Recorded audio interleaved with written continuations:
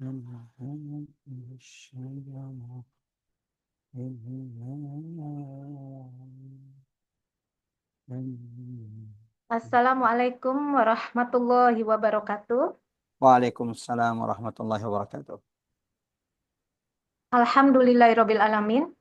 Segala puji dan syukur hanya milik Allah Subhanahu wa taala semata. Karena hanya dengan nikmat dan karunia-Nya kita semua bisa berkumpul kembali di siang hari ini untuk melanjutkan kajian tadabbur kita terhadap surat Al-A'raf. Dan ini sudah masuk ke bagian yang ke-21.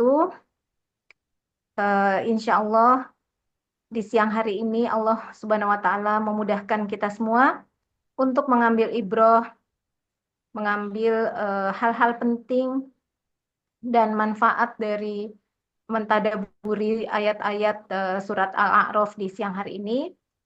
Dan mudah-mudahan kita semua bisa dimudahkan juga untuk mengamalkannya. Amin. Eh, Alhamdulillah sudah hadir bersama kita semua guru kita Ustadz Umar Maka. Dan untuk mempersingkat waktu, kami persilahkan Ustadz untuk memulai kajian tadaburnya. Mungkin di bagian ke-21 ini berarti kita sudah sampai di ayat 160. 160 ya Ustadz ya. Betul sekali. Ya, jadi 160 hari ini sampai ayat berapa Pak Ustadz targetnya? 160 sampai 163. Ya, 160 sampai 163. Baik. betul sekali. Alhamdulillah sudah disiapkan juga materi PowerPoint-nya ya Ustadz yang insya Allah Betul. bisa memudahkan para jamaah untuk memahami ayat demi ayat atau tema yang terkait dengan ayat-ayat yang kita akan bahas di siang hari ini. Silakan Ustadz dimulai kajiannya. Ya. Tafadhol. Masya Allah. Barakallahu fiik Mbak Ari, seluruh jamaah yang dirahmati oleh Allah Subhanahu wa taala. Mari luruskan niat dan kita mulai insya Allah tadabbur Quran kita bagian ke-21 dari Quran surah Al-A'raf. Tadabbur sesuai urutan surah yang diturunkan kepada Nabi Sallallahu Alaihi Wasallam. Mungkin di antara jamaah ada yang Masya Allah mengikuti dari pembahasan awal, yaitu mulai dari surah yang pertama kali diturunkan Allah kepada Nabi, yaitu surah Al-Alaq, kemudian surah kedua Al-Muddathir, kemudian surah ketiga Al-Muzammil, surah keempat Al-Qalam, kelima Al-Fatihah, dan seterusnya. Dan Alhamdulillah kita sudah sampai di surah yang ke-39 dari surah yang diturunkan Allah kepada Nabi Sallallahu Alaihi Wasallam, yaitu surah Al-A'raf, yang merupakan salah satu dari surah yang termasuk terpanjang di dalam Quran. Sebagaimana hadis Nabi Sallallahu Alaihi Wasallam bahwa Quran itu terbagi menjadi beberapa bagian, di antaranya ada yang disebut dengan As-Sab'u At-Tiwan, 7 surah yang panjang. Nah, 7 surah yang panjang ini yang mana? Mulai dari surah Al-Baqarah sampai dengan surah Al-A'raf. Dan Masya Allah, surah Al-A'raf ini berarti salah satu dari 7 surah yang panjang di dalam Al-Quran. Sebagaimana surah Al-A'raf yang kita tadabburi yang merupakan surah yang ke-39 yang Allah turunkan kepada baginda Nabi Sallallahu Alaihi Wasallam. Di antara surah-surah Al-Quran yang diawali dengan huruf-huruf yang terputus yang disebut dengan al-huruf al-muqatta'ah, yang mengawali sekitar 29 surah di dalam Quran dari 114 surah di dalam Quran. Mulai dari Alif Lam Mim. Lalu kemudian jamaah rahmatullah, surah-surah di dalam Al-Quran ada Taha, ada Yasin, ada Qaf. Termasuk surah Al-A'raf yang kita tadabburi ini juga diawali dengan huruf-huruf yang terputus. Alif, Lam, Mim, Sad. Yang hikmah dari huruf-huruf muqatta ini sudah pernah kita bahas di awal tadabbur Quran kita di surah Al-A'raf. Eh, Mari luruskan niat dan kita mulai insya Allah tadabbur bagian ke-21 dari surah Al-A'raf. Dan ini adalah surah yang terpanjang yang kita bahas di tadabbur Quran kita ini, mengingat memang bahwa surah Al-A'raf ini termasuk dari salah satu dari 7 surat terpanjang As-Sab'ut Tiwal yang Allah turunkan kepada baginda Nabi Sallallahu Alaihi Wasallam. Mudah-mudahan Allah turunkan pertolongannya, taufiknya kepada kita semuanya. Sehingga di tadabbur kali ini Allah karuniakan ilmu yang bermanfaat, Allah karuniakan rahmat kepada kita semuanya. Allah mampukan kita untuk senantiasa mengambil hikmah, mutiara-mutiara tadabbur, hidayat, petunjuk-petunjuk, serta tazkirah, nasihat dan peringatan-peringatan dari keagungan ayat-ayat Allah Subhanahu wa taala. Quran Allah tidak turunkan hanya untuk dibaca, tetapi juga untuk ditadabburi, diamalkan, didakwahkan. Bismillahirrahmanirrahim. Assalamualaikum warahmatullahi wabarakatuh. Alhamdulillah. Alhamdulillahil karimil mannan ar-rahimir rahman allamal qur'ana khalaqal insana allamahul bayan. Asyhadu an la ilaha illallah wahdahu la syarikalah wa asyhadu anna Muhammadan عبد الله ورسوله المبعوث رحمة للعالمين اللهم صل وسلم على نبينا ورسولنا وشفينا محمد وعلى آله وصحابته ومن تبعهم بإحسان إلى يوم الدين أما بعد اللهم ارفعنا بالقرآن اللهم انفعنا بالقرآن اللهم علمنا القرآن قل إن صلاتي ونسكي ومحياي ومماتي لله رب العالمين رضيت بالله ربا وبالإسلام دينا وبمحمد صلى الله عليه وسلم نبيا ورسولا. Jemaah dirahmati Allah, ibu-ibu, bapak-bapak yang semoga senantiasa dalam penjagaan, perlindungan Allah Subhanahu wa taala. Mengawali tadabbur Quran kita siang hari ini, Rabu 16 Juli 2025 yang bertepatan dengan 21 Muharram 1447.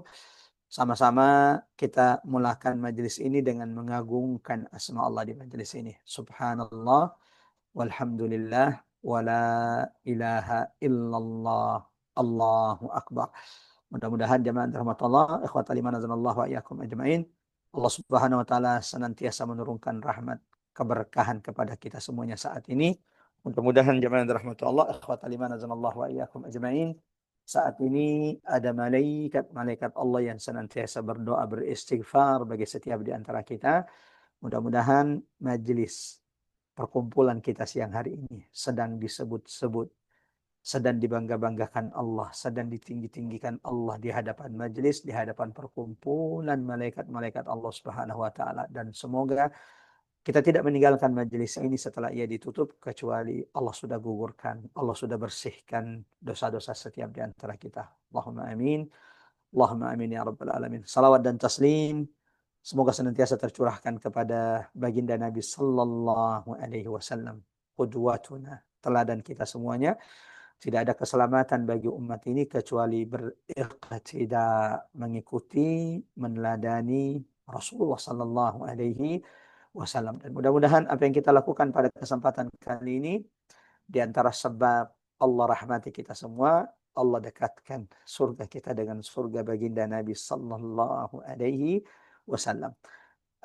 Alhamdulillah siang hari ini di tengah kesibukan ibu-ibu, bapak-bapak yang dirahmati oleh Allah Subhanahu wa taala, Allah mampukan kita masih dipertemukan di majelis tadabbur Quran kita ini yang saya juga kurang tahu sudah berapa lama, Masya Allah, pertemuan tadabbur Quran kita ini. Dan saya sering mengingatkan para pengurus majelis ta'lim dimanapun kami mengisi bahwa kajian kita, salah satu ukuran dakwah kita itu, ukuran suksesnya tidak dilihat dari banyaknya jumlah orang-orang yang kemudian ikut di kajian kita atau mengikuti dakwah kita. Akan tetapi ukuran dakwah kita itu sukses di hadapan Allah adalah ketika kita diistiqomahkan Allah dalam dakwah sampai ajal kematian itu datang kepada kita. Allah tidak pernah membuat ukuran keberhasilan dakwah itu dari banyaknya jumlah pengikut. Bukankah Nabi pernah menceritakan kepada kita bahwa ketika Rasulullah SAW diperlihatkan umat kelak di akhirat, Nabi mengatakan ada Nabi yang pengikutnya cuma 3. Bahkan ada Nabi pengikutnya cuma 2. Bahkan ada Nabi pengikutnya cuma 1. Bahkan kata Nabi SAW, wa nabiyyun laysa lahu atba. Bahkan ada Nabi yang tidak punya pengikut. Apakah kita mengatakan bahwa mereka gagal? Tidak, wallah, sekali-kali tidak. Ya, karena memang ukuran keberhasilan kita dalam dakwah adalah apakah Allah istiqomahkan, sabarkan kita di atas dakwah ini sampai ajal maut kematian itu datang kepada setiap di antara kita. Allahumma ya muqallibal qulub, tsabbit qulubana ala dinik. Wahai Engkau yang Maha membolak-balikkan hati setiap hamba, teguhkan, sabarkan hati-hati kami di atas agama. Allahumma amin. Allahumma amin ya rabbal alamin. Seperti biasa, sebelum kita mulai pembahasan kita tadabbur Quran kita jamaah rahmatullah, kita coba akan baca satu dua ayat.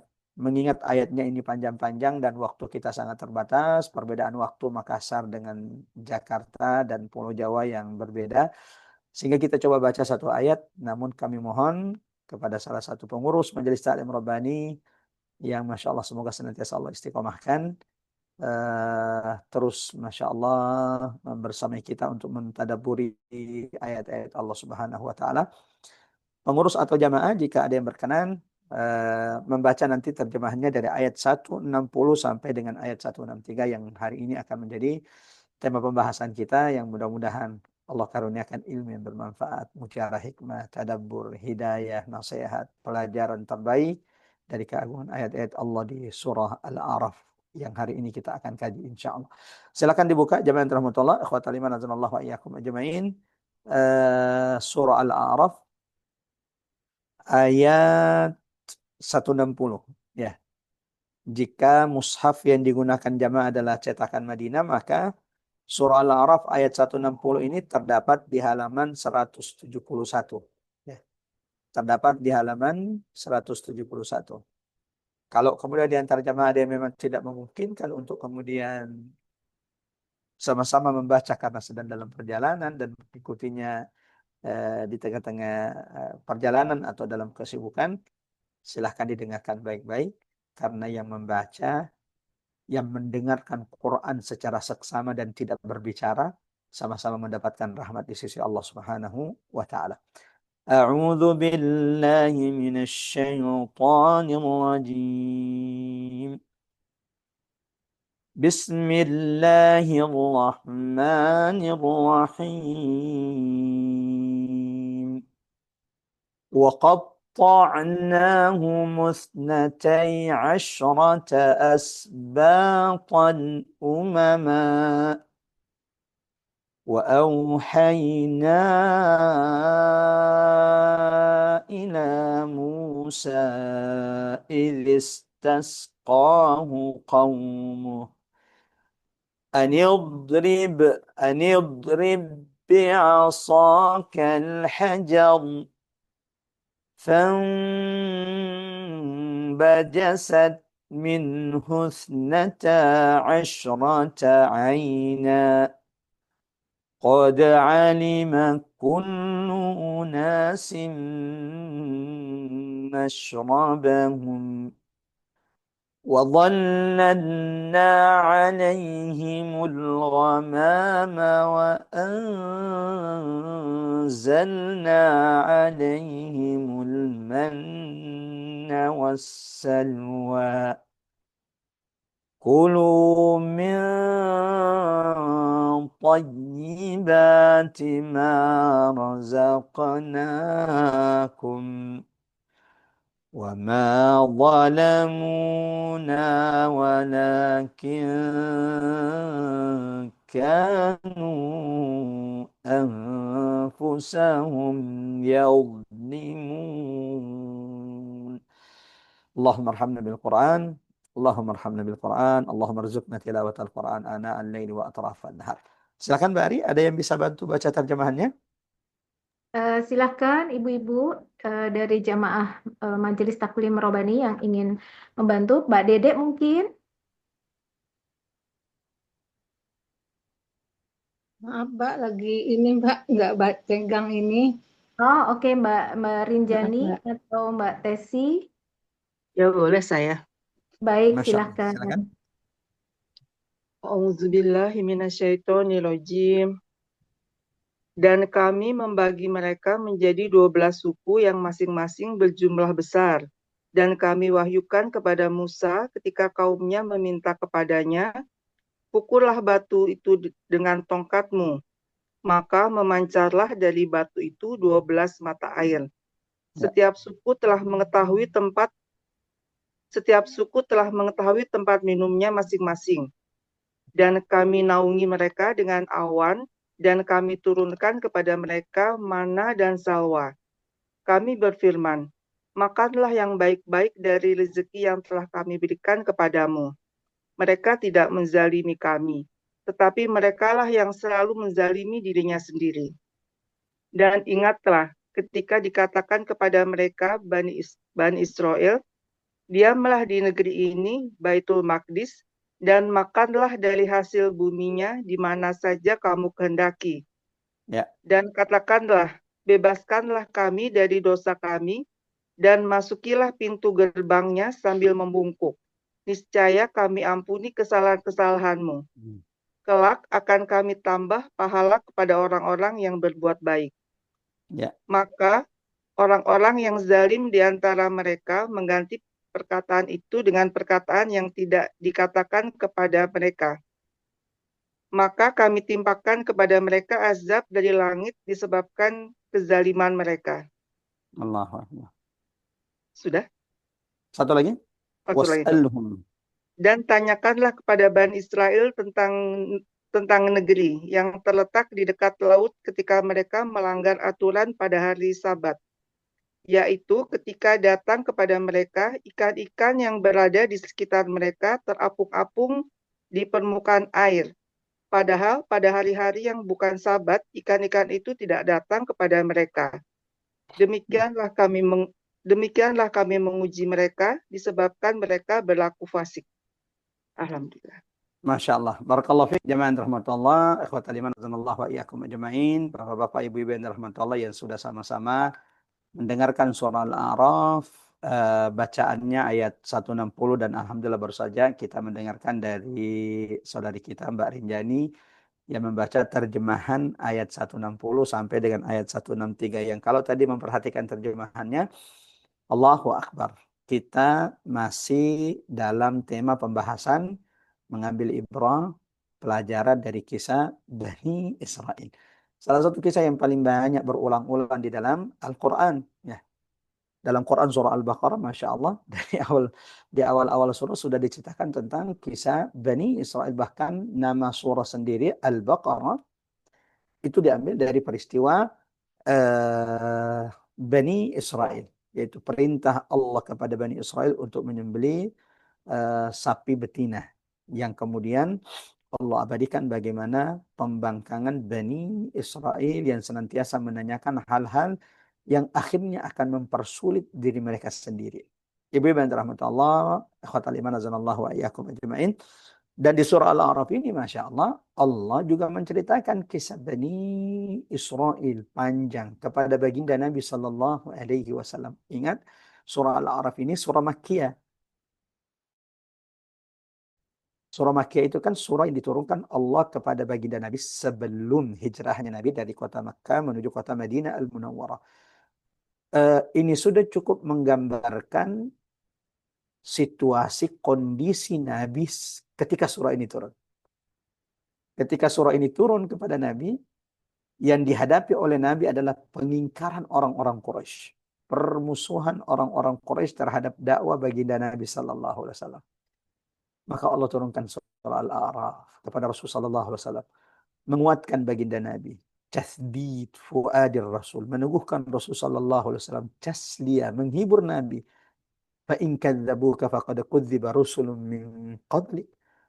Bukan engkau orang yang pertama kali didustakan Muhammad. Sebelum ada Musa yang juga diingkari oleh Bani Israel. Maka Allah ceritakan kepada Nabi seperti apa kaum Bani Israel yang bebal itu yang dihadapi oleh Nabi Musa alaihissalam. Kita mulai jemaah rahmatullah tadabbur Quran kita pada siang hari ini, dan seperti yang disampaikan Mbak Ari, alhamdulillah kita sudah siapkan slide-nya, memudahkan jemaah rahmatullah untuk menulis, mencatat poin-poin penting dari pembahasan kita tadabbur Quran kita hari ini. Allah berulang-ulang ingatkan kita dalam Al-Quran bahwa Quran ini penuh dengan pelajaran, penuh dengan peringatan. Adakah orang yang sungguh-sungguh mengambil pelajaran peringatan dari ayat-ayat Allah Subhanahu wa taala? Tidak ada satu pun dalam sesuatu dalam kehidupan manusia kecuali ada penjelasannya di dalam Al-Quran. Bahkan menariknya, Masya Allah, kalau kita tadabburi Quran, tidak ada peristiwa hari ini yang terjadi di depan mata kita atau yang kita alami kecuali ada gambaran-gambaran penjelasan-penjelasannya di dalam Al-Quran. Sayangnya, pelajaran-pelajaran Al-Quran, peringatan Quran itu hanya akan kita dapatkan, temui, kalau kita sudah sungguh-sungguh dengan Quran. Kalau kita sudah bisa menyelami kedalaman ayat-ayat Allah Subhanahu wa Ta'ala. Seperti orang yang menyelam hanya akan melihat keindahan laut itu kalau dia sudah menyelami lautan. Kalau dia cuma di permukaan saja, dia akan merasakan segarnya air. Tapi keindahan laut itu tidak akan dilihat oleh matanya. Seperti itu Quran. Ya, baca Quran baik. Ada pahala setiap hurufnya. Tapi kalau kemudian cuma dibaca saja, tidak ditadabburi, tidak diselami, direnungi ayat-ayatnya, ada keajaiban, ada kebesaran, ada keagungan, ada keindahan. Al-Quran yang terluput dari kita semuanya. Ya, sehingga Allah Subhanahu wa Ta'ala di beberapa ayat dalam Al-Quran, jemaah rahmatullah, mengingatkan kita untuk senantiasa mentadabburi ayat-ayat Allah. Afala yatadabbaruna al-Quran. Tidakkah mereka mentadabburi, merenungi ayat-ayat Allah Subhanahu wa Ta'ala? Quran surah An-Nisa ayat 82 kalau tidak salah. Walau kana min 'indi ghairillah. Seandainya Quran itu datang dari Allah, dari selain Allah, akan banyak perselisihan, pertentangan yang mereka dapatkan di dalam Al-Quran. Kita mulai insyaAllah, jamaah rahmatullah, ikhwatal iman azanallahu wa iyyakum ajma'in, pembahasan kita tadabbur surah Al-A'raf bagian ke-21 ayat 160 sampai ayat 163. Akan tapi sebelum kita melanjutkan, ya, jamaah rahmatullah, ikhwatal iman azanallahu wa iyyakum ajma'in. Ya. Ya, sebentar. Ya. Sebelum kita melanjutkan pembahasan ayat 160, kita coba menghubungkan korelasi munasabah pembahasan hari ini dengan pembahasan sebelumnya. Di tadabbur Quran kita terakhir, pertemuan terakhir di tadabbur surah Al-A'raf bagian ke-20, kita sudah mentadabburi ayat-ayat sebelumnya yang di antara hikmah pelajaran yang sudah kita petik atau di antara poin penting yang sudah kita bahas adalah bagaimana Allah menceritakan kepada kita kisah Nabi Musa alaihissalam dan 70 orang Bani Israel yang melakukan perjanjian dengan Allah Subhanahu wa Ta'ala pada waktu yang sudah ditentukan Allah Subhanahu wa Ta'ala untuk memohon ampun atas dosa maksiat yang sudah dilakukan Bani Israel saat itu. Apa dosa besar yang mereka lakukan? Sebelum Nabi Musa membawa 70 orang dari Bani Israel yang terbaik ini, yaitu Bani Israel yang menyembah patung anak sapi. Sehingga Nabi Musa karena takutnya kepada Allah memilih wakhtara Musa, memilih 70 orang terbaik dari Bani Israel. Untuk tempat dan waktu sudah ditetapkan Allah Subhanahu wa Ta'ala, yang mereka datang ke tempat dan waktu tersebut lalu memohon ampun kepada Allah Subhanahu wa Ta'ala. Akan tetapi Allah kisahkan kepada kita bagaimana 70 orang Bani Israel ini, dan ini adalah orang-orang terpilih, orang-orang terbaik Bani Israel, orang-orang terpilih, orang-orang tersolehnya. Tapi ternyata yang tersolehnya saja seperti ini karakternya. Ketika sudah sampai di waktu dan tempat yang dipilih oleh Allah Subhanahu wa Ta'ala, ditentukan Allah, ternyata 70 orang Bani Israel pilihan Nabi Musa ini meminta kepada Nabi Musa permintaan yang tidak pernah dibayangkan Nabi Musa. Apa itu? Mereka meminta ingin melihat Allah. Lan nu'mina laka hatta narallaha jahra. Kami tidak akan beriman kepada Muhammad Musa sampai kami bisa melihat Allah secara terang-terangan. Sehingga singkat cerita kemudian mereka dimatikan Allah Subhanahu wa Ta'ala. Karena tidak mampu, tidak akan pernah bisa melihat Allah di dunia ini. Lalu Nabi Musa meminta kepada Allah, ya Rab, wahai Tuhanku, 70 orang ini adalah yang terbaik dari Bani Israel. Apa kata Bani Israel kalau saya pulang tanpa mereka 70 orang terbaik ini? Ya Allah, hidupkan mereka kembali. Maka lagi-lagi Allah perlihatkan tanda-tanda kuasaan Allah kepada Bani Israel. Dihidupkan 70 orang Bani Israel yang sudah dimatikan tersebut. Kemudian jamaah rahmatullah, ikhwatal iman azanallahu wa iyyakum ajmain. Mohon maaf sedikit ada typo, kesalahan penulisan. Di antara poin penting juga yang sudah kita sampaikan di tadabbur sebelumnya, ternyata Masya Allah, sifat Nabi Muhammad dan ciri-ciri pengikut Nabi Muhammad, sifat-sifat pengikut Nabi Muhammad sallallahu alaihi wasallam itu ternyata disebutkan dalam Taurat dan Injil. Sebagaimana Allah sabdakan di ayat sebelumnya, ayat 157 surah Al-A'raf, Allah tegaskan, Allah jelaskan di ayat ini bahwa pengikut Nabi Muhammad. Bapak-bapak, ibu-ibu yang dirahmati Allah, apakah kita termasuk yang mengikut Nabi Muhammad? Tentu. Kita berharap menjadi pengikut terbaik Nabi Muhammad sallallahu alaihi wasallam. Akan tetapi Allah tegaskan di ayat 157 surah Al-A'raf bahwa pengikut Nabi Muhammad, pengikut setia, pengikut murni Nabi Muhammad itu sifat-sifat mereka itu tercantum, tertuang dalam Taurat dan Injil. Yang kemarin di pembahasan sebelumnya sudah kita sebutkan sifat-sifat tersebut dan kita memuhasabah diri kita semuanya. Adakah sifat-sifat pengikut Nabi Muhammad itu dalam diri kita? Detailnya silakan dicatat ayat 157 nanti jelas terang disebutkan di ayat tersebut. Amar ma'ruf nahi mungkar, ya. Menghalalkan yang baik-baik, mengharamkan yang buruk-buruk yang diharamkan Allah Subhanahu wa taala. Tidak mempersulit saudaranya. Senantiasa beriman, menolong, membantu, ya. Mengikuti Nabi Muhammad SAW dan petunjuk-petunjuk yang dibawa oleh baginda Nabi SAW.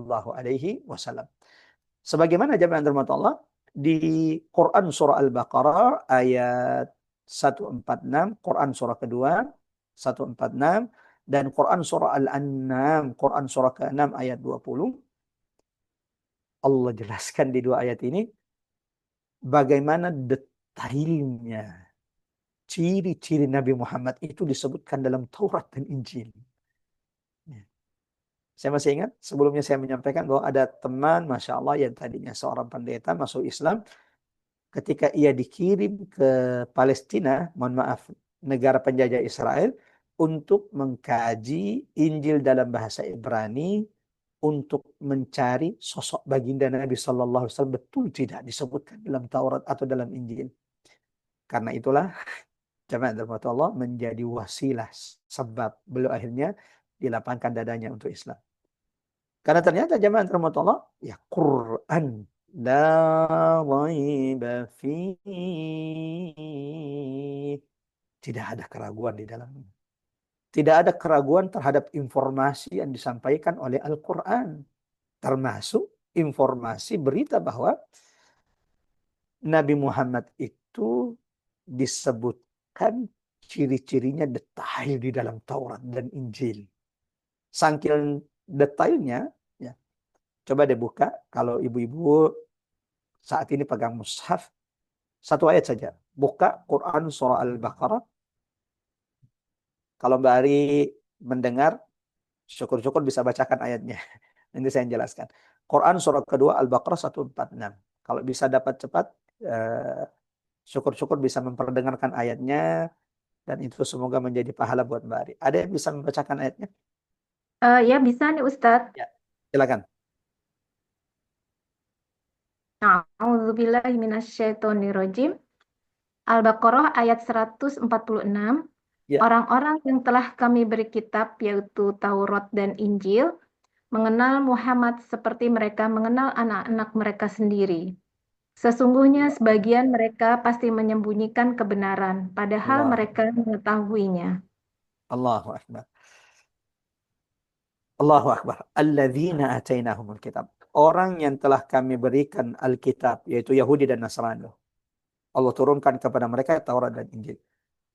Ya'rifunahu, mereka itu mengenali Nabi Muhammad. Hu itu kembali kepada Nabi Muhammad. Kama ya'rifuna abna'ahum, seperti mereka mengenali anak-anak mereka sendiri. Ya Rab. Mbak Ari, siapapun jamaah yang punya putra dan putri, seperti apa bapak-bapak, ibu-ibu mengenali putra-putri kita? Oh, kenal banget lah Ustaz. Sampai bau badannya saya tahu.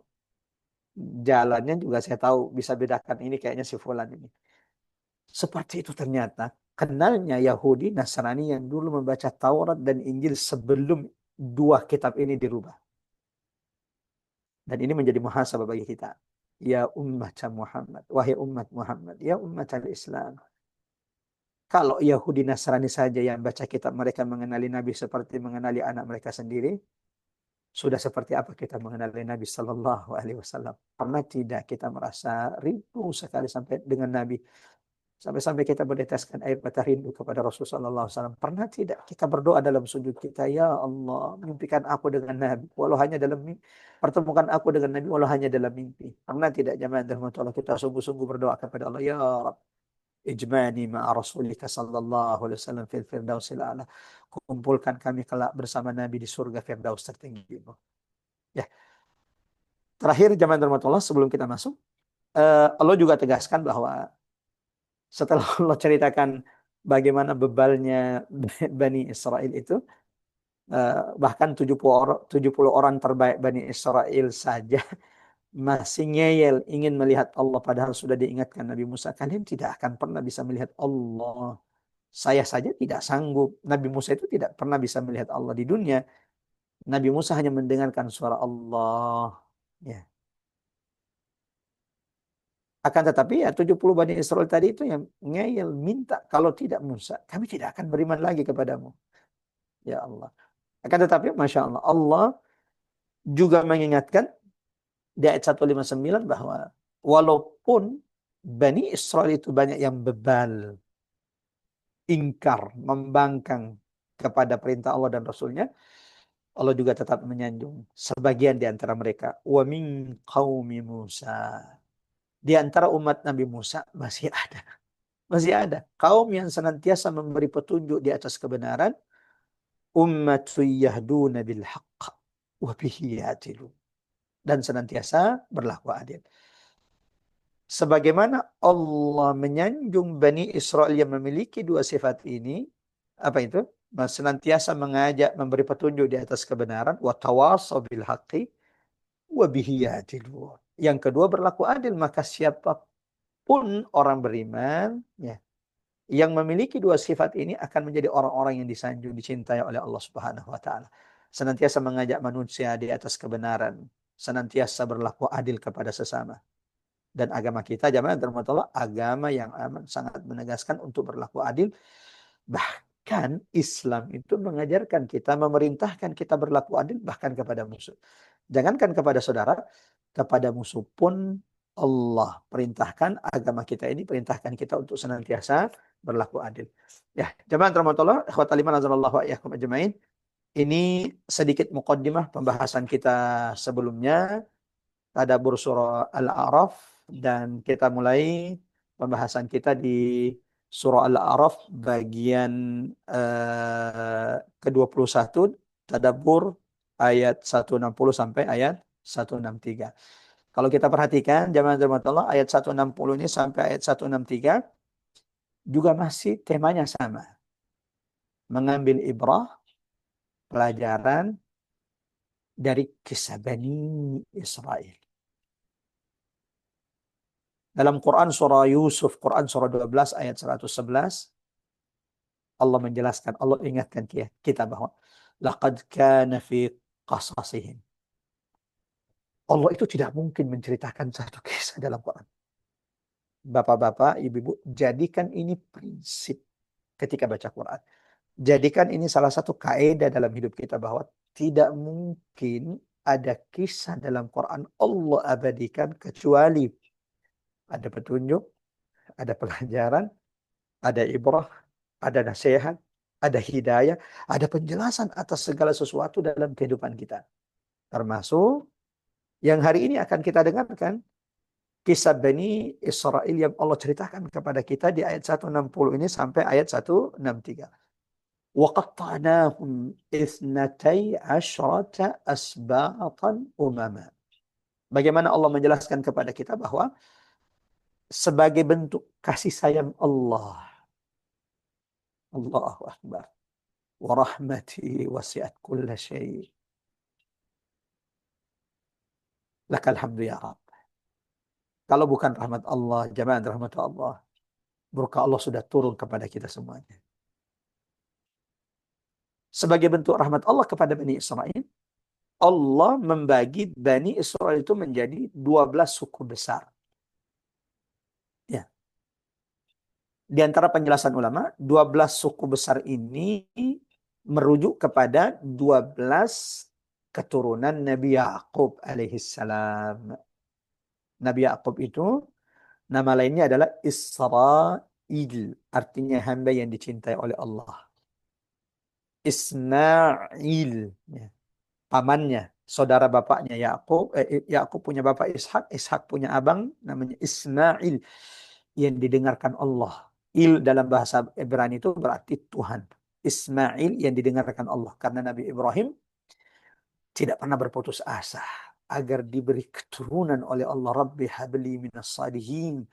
86 tahun Nabi Ibrahim itu tak pernah bosan, senantiasa bermunajat, berdoa akan diberikan keturunan. Punya anak Ismail dari ibunda Hajar, kemudian dari ibunda Sarah punya anak Ishak, Ishak punya anak namanya Ya'qub, Ya'qub punya anak 12, nama lainnya Ya'qub adalah Israel, 12 putra Nabi Ya'qub, inilah yang disebut dengan Bani Israel. Anak-anak dari Yakub atau anak-anak Israel, yang kemudian dari setiap keturunan ini jamaah dirahmati Allah memiliki keturunan pengikut yang banyak. Dan supaya mereka tidak bertengkar, supaya mereka kemudian jamaah dirahmati Allah tidak berebutan, Allah membagi mereka menjadi 12 suku yang besar. Wa auhayna ila Musa, dan kami wahyukan kepada Musa. Di ayat yang lain, Quran surah Al-Baqarah, wa idhis tasqa. Dan ingatlah, wahai manusia, ingatlah wahai Muhammad, ingatlah wahai orang-orang beriman, ketika 12 suku Bani Israel ini meminta Nabi Musa agar memberi mereka minum. Ini Allah juga jelaskan, sebutkan ayat yang sama ini di Quran surah Al-Baqarah ayat 60. U'idhistasqa Musa. Ingatlah ketika Bani Israel itu meminta air kepada Musa. Nah, ya, jadi Musa itu minta kepada Allah agar memberikan air karena umatnya ini meminta air kepada Musa.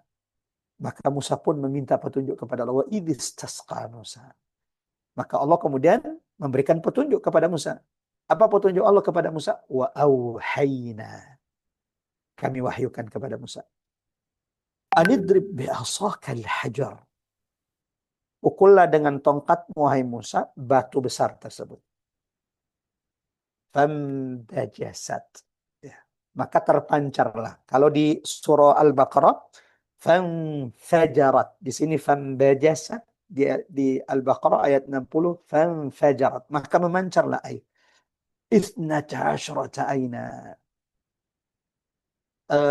Berapa banyak jenis, berapa mata air? 12 mata air. Allahu Akbar. Sejumlah suku Bani Israel yang 12 itu, yang merupakan keturunan dari 12 putra Nabi Ya'qub alaihissalam atau Israel. Qad alima kullu unasin masyrabahum.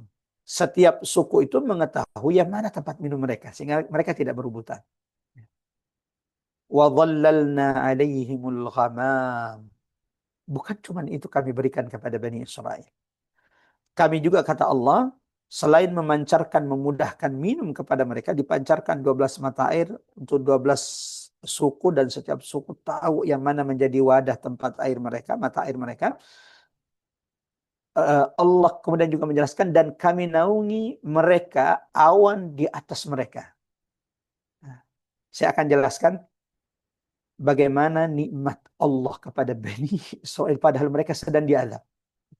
Kapan peristiwa ini terjadi? Kita akan bahas insya Allah. Dan ingatlah bagaimana juga kami menaungi mereka dengan awan di atas kepala mereka supaya mereka tidak merasakan panasnya matahari. Bagi jamaah yang dirahmati Allah yang pernah ke Timur Tengah, ya, Saudi termasuk ke Palestina, ke Syam, apalagi ke Tursina, perbatasan Mesir dengan Palestina. Bayangkan kalau kemudian di gurun pasir, di tengah terik matahari melakukan perjalanan, itu bisa melepuh kaki, kepanasan. Tapi Bani Israel itu Allah kirimkan awan untuk menaungi mereka sehingga tidak merasakan panasnya matahari. Tidak cukup sampai di situ, kata Allah. Wa anzalna alaihimul manna wassalwa. Kami juga berikan makanan terbaik kepada Bani Israel. Kami turunkan kepada mereka al-man. Apa itu al-man, Ustaz? Ya. Jadi peristiwa ayat yang kita baca saat ini, jemaah Allah, menjelaskan nikmat karunia Allah yang begitu banyak kepada Bani Israel di tengah Bani Israel itu dihukum oleh Allah, diazab oleh Allah. Setelah mereka menolak masuk ke Baitul Maqdis, mereka menolak masuk ke Palestina.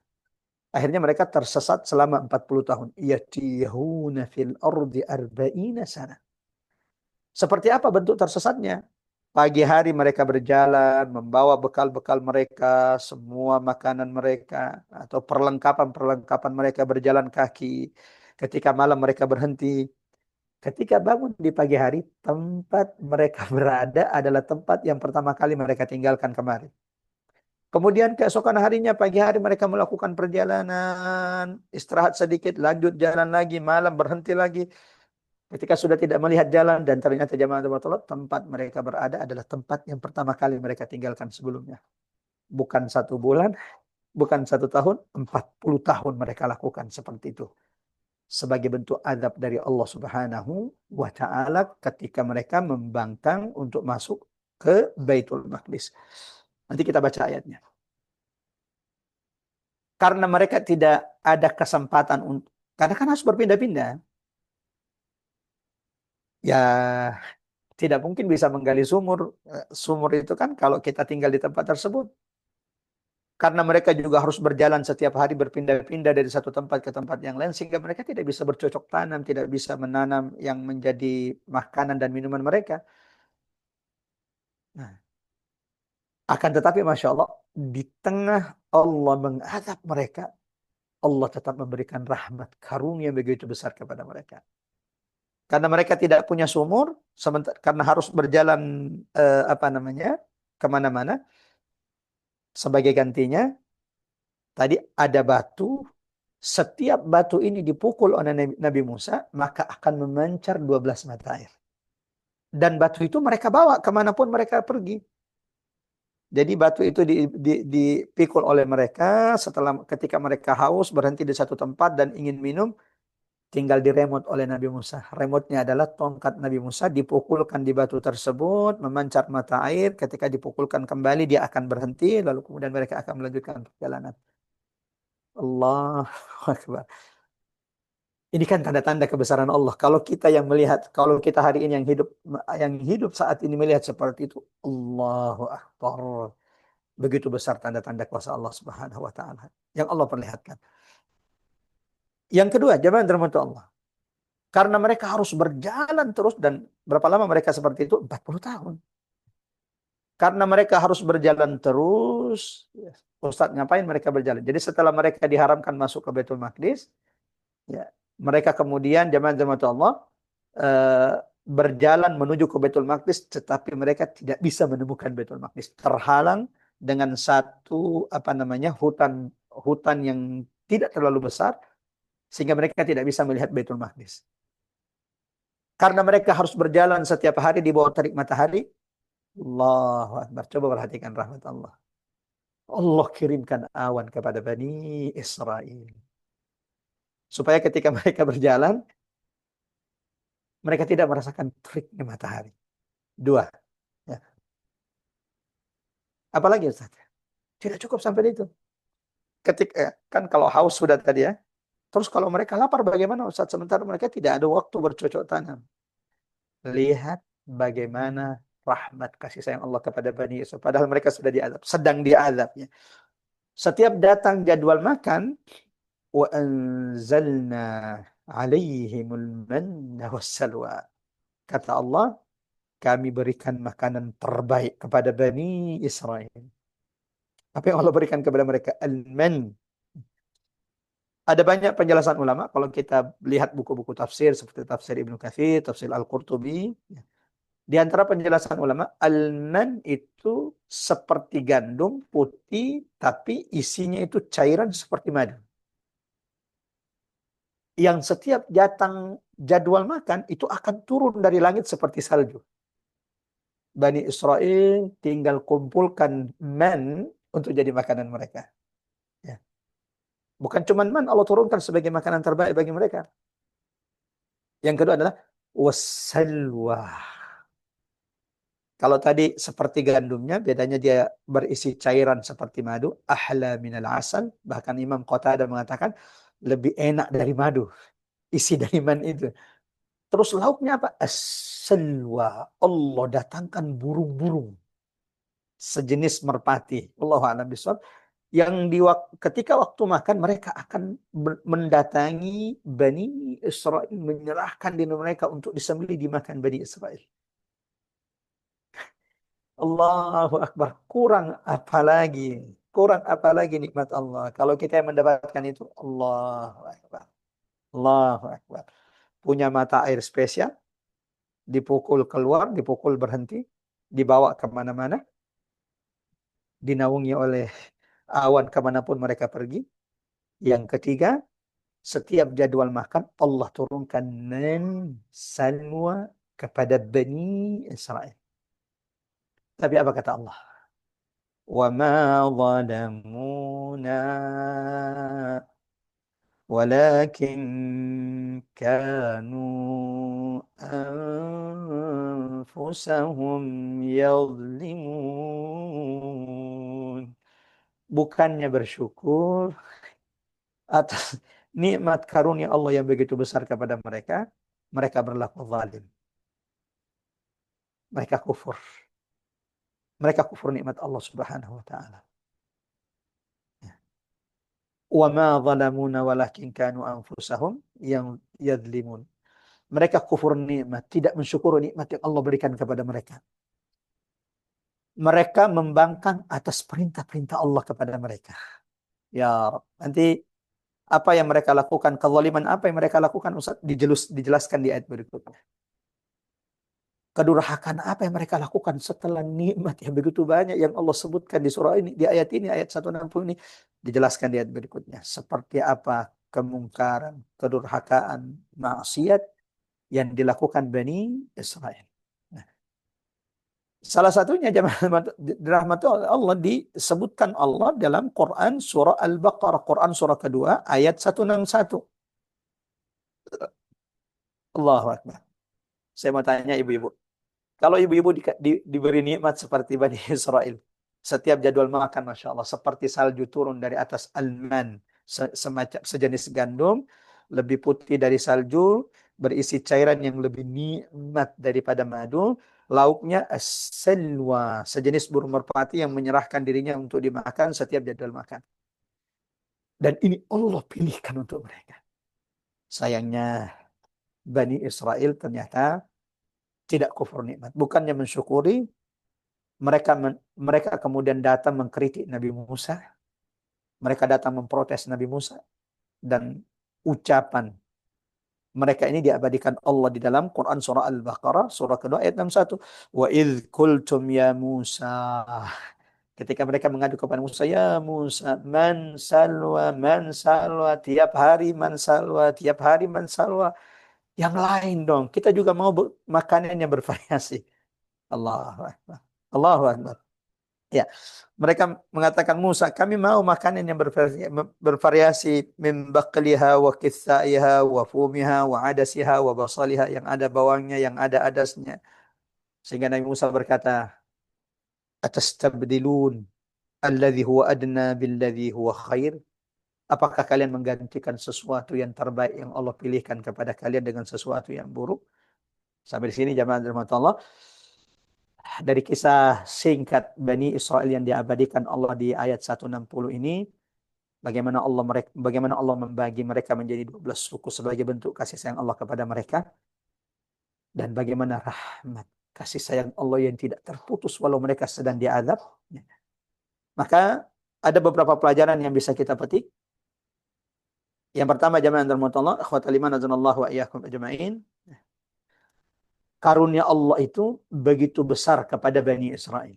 Kalau kita perhatikan di ayat ini, mereka dibagi oleh Allah menjadi 12 suku agar teratur dan tidak berebutan dan tidak bertengkar. Allah pancarkan 12 mata air bagi mereka agar tidak kehausan. Peristiwa ini ketika Bani Israel itu tersesat selama 40 tahun. Dan ini Allah abadikan jamaah rahmatullah dalam Quran surah Al-Maidah, Quran surah kelima ayat 21 sampai dengan ayat 24. Ya. Kalau bisa Mbak Ari kembali bantu bacakan supaya kita dengarkan seperti apa ayatnya. Atau ada yang mau Masya Allah berbagi membaca ayat 21 dari surah Al-Maidah sampai ayat 24. Mbak Ari? Bu Ani mungkin silahkan Bu Ani. Ya. Atau jemaah-jemaah saya bacakan saja ya. Minimal sudah tahu ayatnya. Quran surah kelima Al-Maidah ayat 21 sampai 24. Ya qaumi dukhulul ardh muqaddasata allati kataballahu lakum. Wa la tartaddu ala adbarikum fatanqalibu khasirin. Ketika Nabi Musa membawa Bani Israel dan memerintahkan mereka untuk masuk ke Baitul Maqdis. Mereka menjawab, ya Musa. Qalu, mereka berkata, wahai Musa, inna fiha qauman jabbarin. Di Palestina, di Baitul Maqdis, ada orang-orang yang kuat-kuat. Wa inna lan nadkhula hatta yakhruju minha. Kami tidak akan masuk ke Baitul Maqdis sampai mereka keluar. Fa yakhruju minha fa inna dakhilun. Kalau mereka keluar, kami masuk. Bahkan bagaimana Allah mengabadikan ucapan mereka yang tidak beradab. Ketika mereka berkata kepada Musa, ya Musa, fadhhab anta wa rabbuka faqatila. Engkau saja dengan Tuhanmu. Coba lihat kurang ajarnya mereka. Engkau saja dengan Tuhanmu yang pergi berperang. Innaha huna qaidun. Kami di sini duduk-duduk saja wahai Musa. Sehingga di ayat 26 Allah katakan, fa innaha muharramatun alaihim arba'ina sanah. Nah, semenjak itulah jemaah Allah haramkan Bani Israel, Allah haramkan Baitul Maqdis terhadap Bani Israel selama 40 tahun. Kalau ada bertanya, Ustaz, terus kapan Bani Israel masuk ke Baitul Maqdis? Di masa muridnya Nabi Musa yang bernama Yusha ibn Nun. Jadi di masa Nabi Musa, Bani Israel tidak masuk ke Baitul Maqdis. Bahkan Nabi Musa juga tidak sempat masuk ke Baitul Maqdis. Bahkan Allah wafatkan Nabi Musa di masa kaumnya itu masih tersesat selama 40 tahun itu. Meninggal Nabi Musa dan Rasulullah SAW menceritakan kepada kita bagaimana Nabi Musa menjelang sakaratul maut, menjelang kematiannya dan dia sudah tahu akan ajalnya yang sudah dekat, berdoa kepada Allah agar dimatikan, diwafatkan di dekat Baitul Maqdis. Nah, itu dalam hadis dijelaskan Nabi SAW. Lalu kemudian Nabi Musa digantikan oleh muridnya yang bernama Yusha ibn Nun. Kalau ibu-ibu pernah mendengarkan kisah Nabi Musa bertemu dengan Nabi Khidir membawa seorang anak muda pelayannya, ulama mengatakan bahwa itulah yang disebut dengan itulah Nabi, yang itulah anak muda yang kemudian nanti ketika Nabi Musa wafat diangkat oleh Allah menjadi Nabi menggantikan Nabi Musa yang bernama Yusha ibn Nun. Meninggal Nabi Musa, generasi-generasi tua yang ngeyel, generasi-generasi yang bebal, yang tidak mau masuk Baitul Maqdis, yang dengan kalimat yang kurang ajar, yang tidak beradab kepada nabinya itu Nabi Musa mengatakan, engkau saja dengan Tuhanmu yang pergi berperang, kami duduk-duduk di sini. pun sudah diwafatkan, dimatikan Allah, digantikan dengan generasi baru, generasi yang baik, di bawah pimpinan Yusha bin Nun, akhirnya masuk ke Baitul Maqdis setelah mereka berjihad. Yang sebelumnya tidak mau berjihad. Yusha bin Nun kemudian membawa Bani Israel, generasi yang menggantikan sebelumnya, itu masuk ke Baitul Maqdis. Bahkan dijelaskan Nabi SAW dalam hadis bahwa matahari itu hanya pernah berhenti untuk satu orang. Allahu Akbar. Matahari itu hanya pernah berhenti untuk satu orang. Siapa orangnya? Yusha ibn Nun. Ketika membawa Bani Israel berjihad di hari Jumat, dan hari Sabtu itu adalah hari ibadah mereka, tidak mungkin mereka berjihad di hari itu, dan jumlah mereka yang semakin sedikit, sehingga Yusha bin Nun saat itu berkata kepada matahari, ya Syams, anti ma'murah. Engkau adalah makhluk Allah yang diperintahkan terbit dan terbenam. Dan aku adalah hamba Allah yang diperintahkan untuk masuk ke Baitul Maqdis. Jangan pernah terbenam sampai kami dimenangkan Allah. Dan ternyata Masya Allah, matahari benar-benar berhenti, kata Nabi SAW, sampai akhirnya Allah menangkan Bani Israel. Dan Bani Israel inilah yang kemudian masuk ke Palestina. Sampai di sini sebelum lanjut, ada hikmah penting, pelajaran penting. Bahwa ternyata memperbaiki generasi itu bukan perkara mudah. Sehebat apapun pemimpinnya, kalau rakyatnya yang rusak, susah untuk dibawa berjuang di jalan Allah. Coba perhatikan, Bapak-bapak, Ibu-ibu yang dirahmati Allah ya. Kurang hebat apa Nabi Musa kira-kira? Kurang hebat apa Nabi Musa? Tongkatnya bisa berubah jadi ular. Tongkatnya membelah lautan. Tongkatnya memancarkan mata air. Allahu Akbar. Apalagi itu? Tangannya mengeluarkan cahaya putih. Dan puncaknya, wa kallamallahu Musa taklima. Nabi Musa itu berbicara langsung dengan Allah. Allah, kurang hebat apalagi sang pemimpin, sang nabi, sang rasul, ulul azmi, Nabi Musa alaihissalam. Yang jadi masalah adalah umatnya yang bebal, yang tidak bisa diajak berjihad. Jadi kita juga tidak bisa perbaiki pemimpin tanpa berusaha melakukan perbaikan di masyarakat. Pemimpin itu gambaran masyarakat. Seperti apa masyarakatnya, iman mereka, ketakwaan mereka, seperti itu pemimpin yang Allah akan berikan. Sehingga jemaah Allah penting untuk saling mengingatkan agar kita kembali kepada Allah, agar Allah berikan pemimpin terbaik kepada kita semuanya, dan semoga Allah segerakan. Allahumma amin. Allahumma amin ya rabbal alamin. Ya. Jadi ternyata merubah satu generasi itu bukan perkara mudah. Ya. Bani Israel di masa Nabi Musa butuh berapa tahun? Merubah satu generasi. Butuh 40 tahun. Sampai berubah yang tadinya generasi ngeyel, generasi beban, menjadi generasi yang tunduk taat kepada Allah. Yang akhirnya pada generasi yang baik ini, walau kemudian pemimpinnya jauh di bawah Nabi Musa, bahkan muridnya Nabi Musa, Yusha bin Nun, tapi akhirnya Allah karuniakan kepada mereka masuk ke Baitul Maqdis. Kemudian jemaah terhormat Allah, mereka dinaungi, ini di antara nikmat karunia Allah jelaskan di ayat ini, mereka dinaungi Allah dengan awan, sebagaimana Allah juga sebutkan penjelasannya dalam Quran surah kedua, Quran surah Al-Baqarah, wa zallalna alaihimul ghamama wa anzalna alaihimul manna wassalwa, yang tujuannya adalah agar Bani Israel di tengah mereka tersesat. Ya, tadi sudah saya jelaskan, pagi hari berjalan, kalau sudah malam, sudah tidak melihat jalan, mereka berhenti. Ketika terbangun di pagi hari, mereka berada di awal tempat yang mereka tinggalkan. Terus besoknya jalan lagi. Nah, awan ini, Allah, ini orang diazab. Awan ini Allah kirimkan untuk menaungi mereka. Fa inna ma'al usri yusra. Lanjut. Sebagaimana jemaah Allah turunkan kepada mereka man salwa. Setiap datang jadwal makan, Allah kirimkan, Allah turunkan man salwa. Imam Qatada berkata bahwa alman itu adalah sejenis gandum yang ketika jadwal makan itu turun dari langit.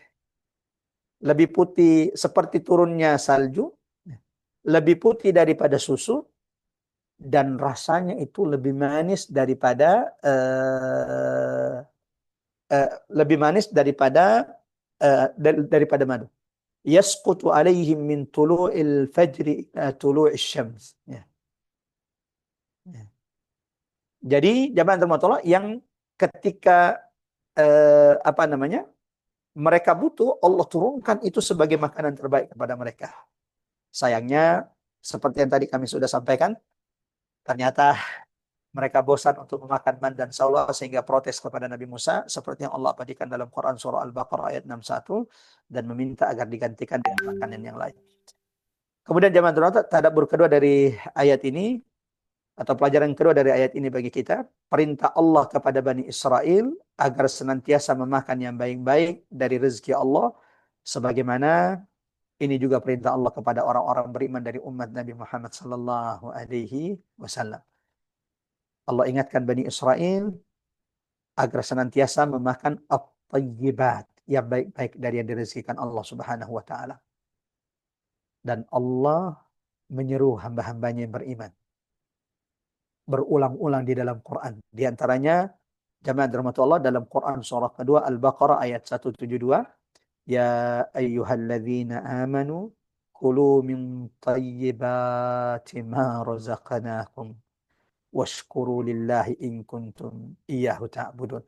Hai orang-orang beriman, makanlah di antara rezeki yang baik-baik yang kami berikan kepadamu dan bersyukurlah kepada Allah jika benar-benar kepadanya kamu menyembah. Ya. Akhwafil dirahmati Allah, Nabi mengingatkan kita agar senantiasa memakan yang baik-baik dan menjauhi yang haram-haram. Salah satu sebab doa kita ini tidak diterima oleh Allah, tidak diijabah padahal kita sudah menangis, kita sudah melakukan perjalanan panjang, perjalanan jauh, pakaian kita sampai kusut, badan kita sampai pegal-pegal. Kita sudah mengangkat tangan kita, ya Rabb, ya Rabb, ya Rabb. Kita doakan anak kita doakan pasangan kita doakan diri kita doakan dunia kita. Tapi ternyata doa kita tidak diijabah. Salah satu sebabnya kata Nabi, ketika kita memasukkan makanan yang tidak baik, makanan yang haram ke dalam perut kita. Ya. Sudah melakukan perjalanan panjang, sudah angkat tangannya, tapi doanya tidak ada yang didengarkan Allah.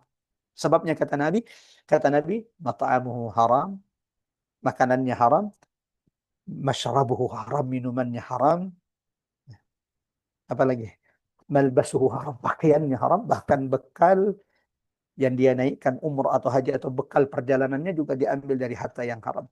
Fa'anna yustajab lah, maka bagaimana mungkin doa-doa mereka itu diijabah oleh Allah Subhanahu wa taala. Kalau kita mau mengambil pelajaran dari keteguhan 7 pemuda Al-Kahfi yang Allah ceritakan dalam Quran surah ke-18, Quran surah Al-Kahfi. Ketika satu negeri kufur, ya, melakukan kedurhakaan, menyembah selain Allah, Allah ceritakan kepada kita, tersisa 7 pemuda yang senantiasa menjaga keimanannya. Tidakkah kita pernah sejenak berpikir, apa rahasianya? Kok bisa ketika satu negeri, satu kaum itu rusak, ada 7 anak muda yang selamat? Apa rahasianya? Di antaranya adalah ilmu yang mereka sudah dapatkan. Yang kedua, doa mereka yang diabadikan Allah di dalam Al-Quran. Rabbana atina min ladunka rahmah wa hayyi' lana min amrina rasyada. Dan yang ketiga, jangan lupa, ya, mereka berkumpul dengan orang-orang yang sama-sama beriman. Yang keempat, terkait dengan pembahasan kita, Allah abadikan kepada kita bagaimana 7 pemuda ini adalah orang yang tidak sembarangan memasukkan makanan ke dalam perut mereka. Ya, sebagian orang kalau nyari kuliner makan yang penting maknyus, nendang, halalan, thayyibah. Apakah ini kemudian diridhoi oleh Allah? Apakah ini tercampur dengan sesuatu yang haram? Itu tidak lagi menjadi perhatian bagi mereka. Yang penting viral, yang penting tren, reviewnya banyak. Allahu Akbar. Ibu-ibu, bapak-bapak, saya ingin mengingatkan diri saya, mengingatkan kita semuanya. Mari perhatikan makanan kita. Seperti Allah ingatkan kita dalam Quran surah Abasa. فَلْيَنْظُرِ الْإِنسَانُ إِلَى طَعَامِهِ. Hendaklah manusia itu melihat bagaimana makanan mereka. Ashabul Kahfi itu Masya Allah menariknya. Allah ceritakan kepada kita ketika mereka terbangun setelah 309 tahun ditidurkan oleh Allah dan mereka mulai merasa lapar. Ya, bagaimana tidak lapar tertidur 309 tahun.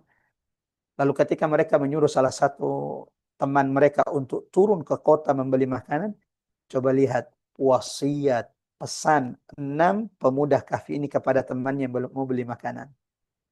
Apakah disuruh cari makanan yang paling viral, yang paling enak, yang paling maknyus? La Allah. Yang diwasiatkan, yang dipesankan 6 orang pemuda kahfi kepada salah satu temannya adalah فَلْيَنْظُرْ أَيُّهَا أَزْكَى طَعَامًا. Hendaklah mencari makanan yang paling suci, makanan yang paling baik, makanan yang paling bersih. Ya, makanan itu mempengaruhi ibadah kita. Makanan itu mempengaruhi ketakwaan, keimanan kita, ruku' sujud kita di hadapan Allah Subhanahu wa taala. Semoga Allah dekatkan rezeki yang halal kepada kita semuanya dan menjauhkan sejauh-jauhnya rezeki yang haram. Pelajaran ketiga dari ayat ini, ayat 160. Jangan seperti Bani Israel. Allah kisahkan ini bukan cuma sekedar pengisi waktu, cuma sekedar untuk kita ketahui. Sekali-kali tidak. Allah ceritakan kepada kita bagaimana bebalnya Bani Israel, bagaimana perilaku Bani Israel, agar kita mengambil ibrah pelajaran. Jangan seperti Bani Israel. Sudah diberi nikmat yang begitu banyak. Ya, masih ingat ya? Apa nikmat Allah yang begitu banyak di ayat ini? Dipancarkan mata air, dibagi menjadi 12 kabilah, dipancarkan mata air sesuai jumlah kabilah mereka, dinaungi awan kemanapun mereka pergi, kemudian diberi makanan man wasalwa ketika mereka butuh. Padahal mereka sedang diazab oleh Allah. Sedang diazab, tapi Masya Allah rahmat Allah yang begitu luas. Ya. Karunia Allah begitu besar kepada mereka. Tapi inilah Bani Israel. Nikmat Allah yang begitu banyak, ya, tidak membuat mereka bersyukur, bahkan sebaliknya mereka membangkang kufur nikmat dan tidak mensyukuri, melakukan kezaliman di atas muka bumi Allah Subhanahu wa taala. Kezaliman apa yang dilakukan Bani Israel? Kemungkaran apa yang dilakukan Bani Israel? Mari kita lihat di ayat berikutnya. Jamaah rahmatullah Allah. Wa idz qila lahum uskunu hadhil qaryah. Dan ingatlah, ambil pelajaran dari Bani Israel. Ketika mereka diperintahkan untuk tinggal di sebuah negeri, yaitu Baitul Maqdis. Wa kulu minha haitsu syi'tum. Makan sesukamu apapun yang kau inginkan di tanah di bumi Baitul Maqdis ini. Wa qulu hittatun. Allah Akbar. Allahu Akbar. Bani Israel, kalau kita mengkaji kisah Bani Israel, kita geleng-geleng kepala. Kami pernah daurah kisah Nabi Musa. Setiap pertemuannya itu kalau tidak salah 1,5 jam sampai 2 jam. Terbagi dalam 4 sesi pertemuan. Itu baru selesai itu. Kisah Nabi Musa dari awal sampai terakhir. Dan yang membuat kita geleng-geleng adalah bagaimana bebannya Bani Israel. Ini baru sebagian jemaah-jemaah Allah. Dan ingatlah ketika Bani Israel itu diperintahkan untuk berdiam di negeri Baitul Maqdis. Ingatlah, Allah suruh kita untuk mengambil pelajaran ibrah dari peristiwa ini. Lalu Allah perintahkan mereka untuk memakan apapun yang ada di negeri itu yang mereka inginkan. Halal bagi mereka. Waqulu, dan Allah perintahkan mereka mengucapkan hittatun. Apa artinya? Ya Allah, bebaskan kami, ampuni dosa-dosa kami. Cuman itu. Hittatun artinya, ya Allah, gugurkan dosa-dosa kami. Kan mereka punya banyak kemungkaran, punya banyak kezaliman yang sudah mereka lakukan di atas muka bumi. Di antaranya adalah peristiwa pembunuhan seorang Bani Israel yang kemudian tidak diketahui siapa pembunuhnya, sehingga Allah perintahkan menyembelih 1 ekor sapi betina, dagingnya itu dipukulkan kepada orang yang dibunuh dan tidak ketahuan siapa pembunuhnya, sehingga nanti setelah dipukulkan dengan sebagian dagingnya, orang itu akan bangun dan menunjuk siapa pembunuhnya. Itu Allah perlihatkan di depan mata Bani Israel. Ya, lanjut teman-teman Allah. Dan katakanlah, bebaskan kami dari dosa-dosa kami. Allah perintahkan mereka beristighfar. Ucapannya adalah hittatun, ya Allah, gugurkan dosa-dosa kami. Mereka cuma diperintahkan mengucapkan satu kalimat ini. Hittatun. Hittatun. Ya. Lalu kemudian jamaah dirahmati Allah, ya, wadkhulul baba sujada, dan masukilah pintu gerbangnya sambil membungkuk, sambil sujud, ya, membungkuk. Naghfir lakum khati'atikum. Kalau kalian melakukan itu, hai Bani Israel, masuk ke Baitul Maqdis, semuanya halal bagi kalian. Apapun yang ada di Baitul Maqdis ini, silahkan makan apa yang kalian inginkan. Yang kedua, ucapkan hittatun. Gak panjang doanya, cuman hittatun yang artinya, Tuhanku, gugurkan, hapuskan, bersihkan dosa-dosaku. Dan masuklah masjid Baitul Maqdis dengan cara membungkuk sujada. Kalau itu kalian lakukan, kata Allah, naghfir lakum khati'atikum wa sanazidul muhsinin. Ya, sanazidul muhsinin. Kami akan ampunkan, hapuskan dosa-dosa kalian, dan kami akan tambah kepada orang-orang yang berbuat baik. Pertanyaannya, apakah mereka taat terhadap perintah Allah? Satu, tidak mau masuk ke Baitul Maqdis. Ya, menolak, membangkang, bahkan dengan kasar mengatakan kepada Nabi Musa, engkau saja dengan Tuhan yang pergi berperang, kami di sini duduk-duduk. Dua, mereka disuruh mengucapkan apa? Hittatun, satu kalimat, yang dengan satu kalimat itu Allah akan gugurkan dosa-dosa mereka. Apa mereka lakukan? Ucapkan tidak? Ternyata tidak. Tidak mereka ucapkan, bahkan mereka ganti ucapan itu. فَبَدَّلَ الَّذِينَ ظَلَمُوا مِنْهُمْ. Maka orang-orang zalim di antara mereka itu Bani Israel mengganti perkataan itu, hittatun. Itu diganti oleh mereka. Qawlan ghairul ladzi qila lahum. Ucapan yang tidak diberitakan, perkataan dengan perkataan yang tidak dikatakan kepada mereka. فَأَرْسَلْنَا عَلَيْهِمْ رِجْزًا مِنَ السَّمَاءِ بِمَا كَانُوا يَظْلِمُونَ. Karena itulah, kata Allah, kami kirimkan rijzan. Apa itu?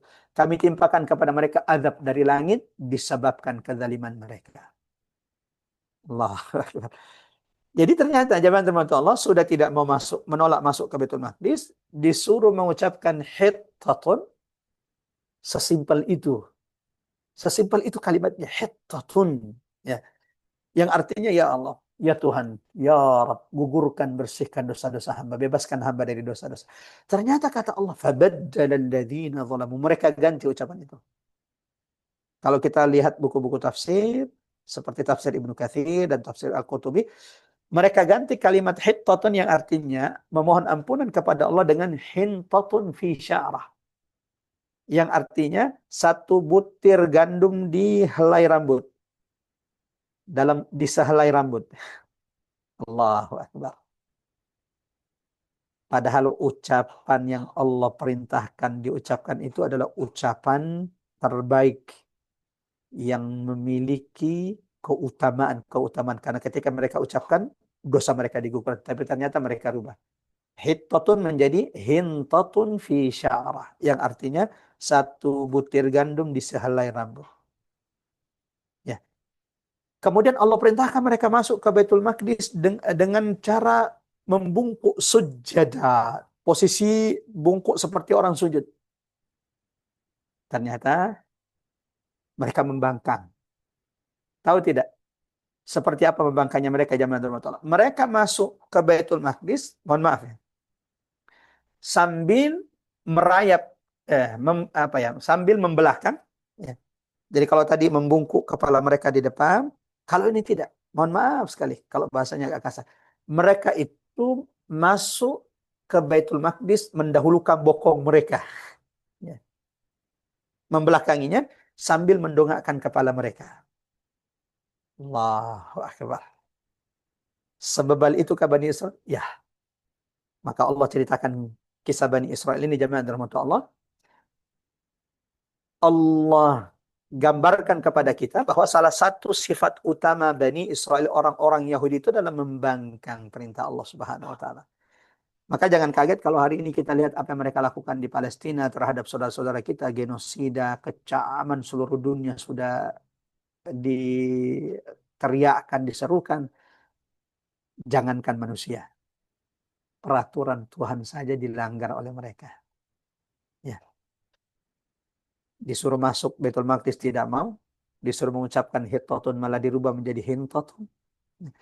Disuruh masuk dengan posisi bungkuk, ruku atau sujud, ternyata mereka mendahulukan, mohon maaf, pantat mereka masuk ke Baitul Maqdis, tanah yang diberkahi oleh Allah Subhanahu wa taala.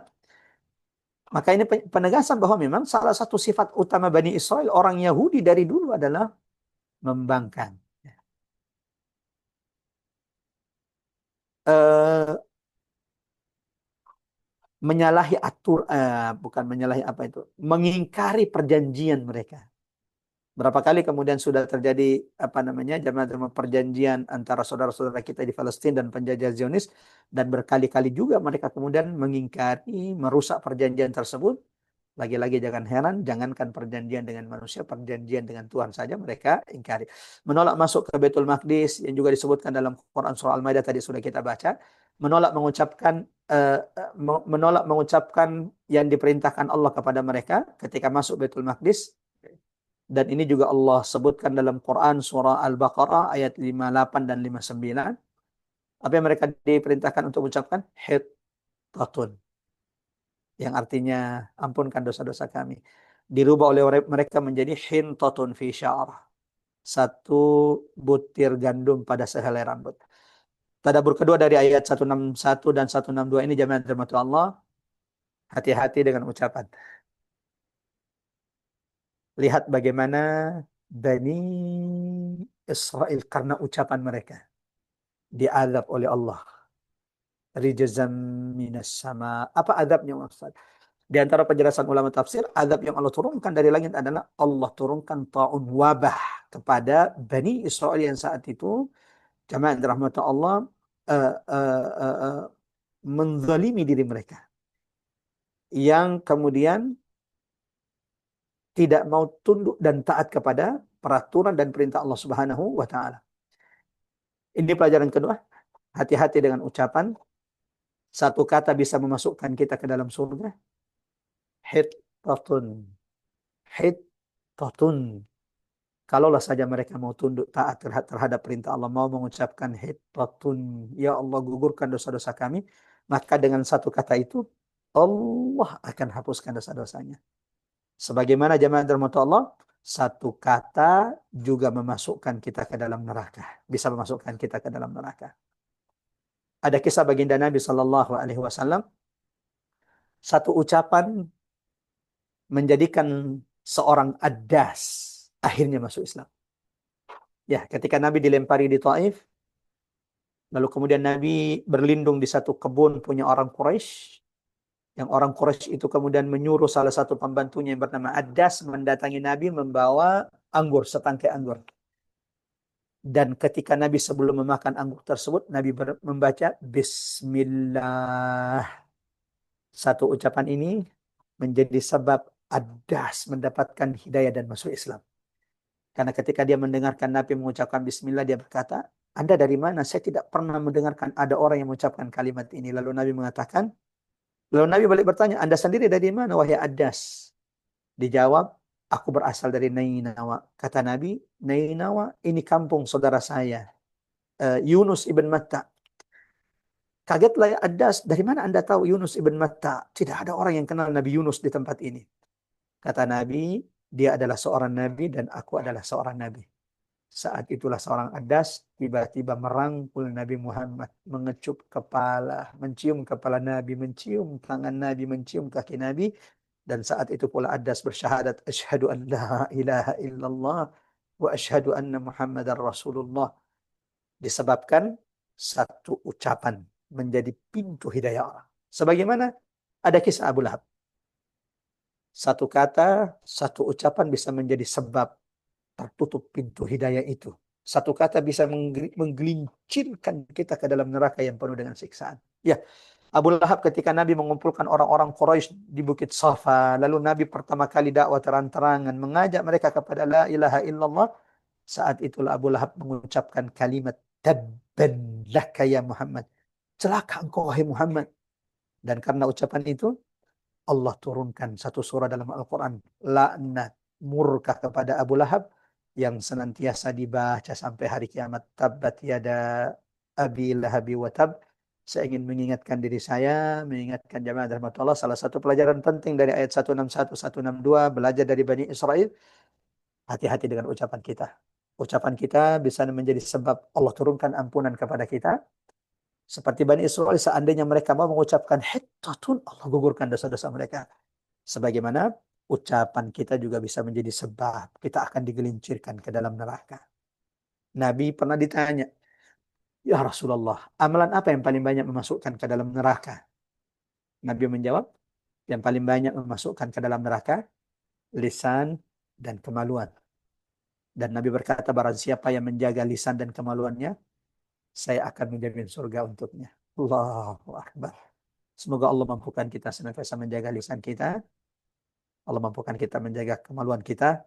Dan semoga kita termasuk umat Nabi Muhammad yang dijamin surga oleh baginda Nabi Sallallahu Alaihi Wasallam. Lanjut jamaah dirahmati Allah. Allah ingatkan kita dalam Quran surah Qaf, Quran surah ke-50 ayat 18. Ma yalfidhu min qawl illa ladaihi raqibun atid. Tidak ada ucapan satupun yang diucapkan, melainkan di dekatnya ada malaikat pengawas yang senantiasa hadir mencatat setiap ucapan-ucapan kita. Allahu Akbar. Coba tanyakan diri kita jamaah Allah. Ada tidak di antara kita yang seminggu ini tahu jumlah kalimat yang sudah keluar dari lisannya? Jelas tidak ada. Lalu bayangkan kalau kemudian ucapan selama 1 tahun. Lalu bayangkan bagaimana kalau nanti kita akan dimintai pertanggungjawaban atas setiap ucapan, perkataan yang kita ucapkan semenjak kita balik sampai kita dimatikan Allah Subhanahu wa taala. Allahu Akbar. Semoga Allah bimbing lisan-lisan kita semua senantiasa mengucapkan kalimat-kalimat terbaik, zikir-zikir terbaik. Di antaranya ada 4 ucapan yang paling dicintai Allah. Subhanallah, walhamdulillah, wala ilaha illallah, Allahu Akbar. Ayat terakhir, jamaah rahmatullah, ikhwatal iman azanallahu wa iyyakum ajmain. Was'alhum anil qaryati allati kanat hadiratal bahr. Dan tanyakan kepada Bani Israel tentang negeri yang terletak di dekat laut. Ini ayat 163 masih tentang Bani Israel.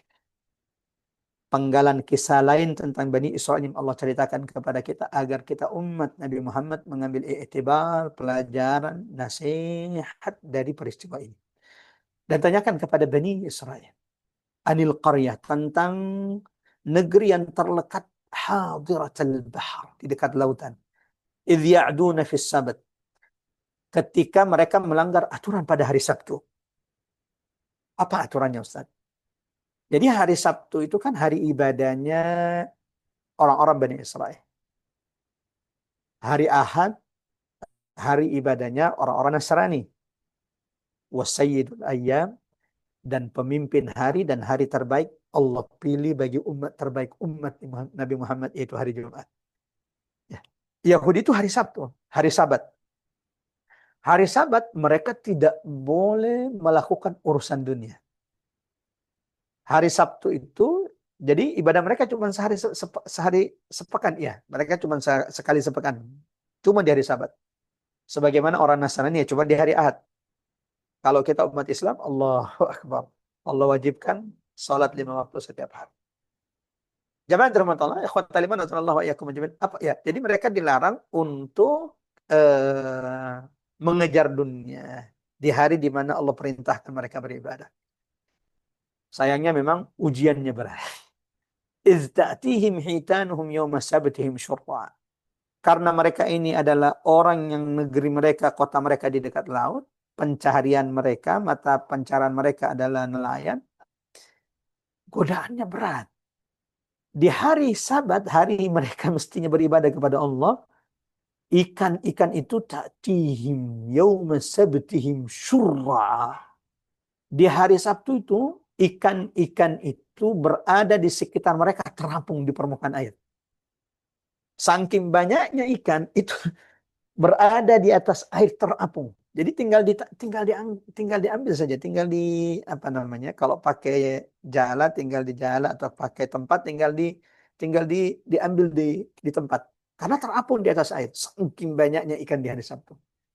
Wa yauma la yasbituna la ta'tihim. Dan kalau dan masalahnya adalah kalau bukan di hari Sabtu, ikan itu tiba-tiba menghilang. Sulit sekali mendapatkan ikan. Maka Allah tutup ayat ini. Kadzalik. Kadzalika nabluhum bima kanu yafsukun. Seperti itulah kami memberi ujian kepada mereka atas perilaku-perilaku fasik mereka di atas muka bumi Allah Subhanahu wa taala. Seperti apa Bani Israel? Seperti apa kisah mereka di hari Sabtu? Berapa banyak yang manakah yang apakah lebih banyak orang yang kemudian tergoda oleh godaan dunia, ya. Ketika ikan-ikan itu muncul di permukaan terapung, sementara mereka hari itu harus melakukan perintah yang Allah wajibkan kepada mereka beribadah di hari Sabtu. Bagaimana akhirnya mereka kemudian lebih banyak yang eh, tergoda untuk meninggalkan ibadah mereka di hari Sabtu, mengejar, ya, kenikmatan-kenikmatan dunia.